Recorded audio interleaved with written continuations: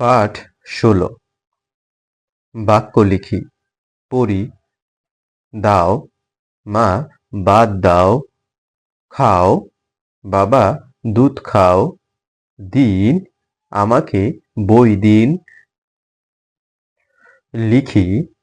দাও, আমাকে কলম দাও। খাও, বাবা দুধ খাও। দিন, আমাকে বই দিন। লিখি। দাও, আমাকে কলম দাও। খাও, বাবা দুধ খাও। দিন, আমাকে বই দিন। পড়ি। কি, তোমার নাম কি? কে, তিনি কে? কখন, কখন এসেছেন? লিখি। কি, তুমি কি খাবে? কে, তিনি কে? কখন, কখন এসেছেন?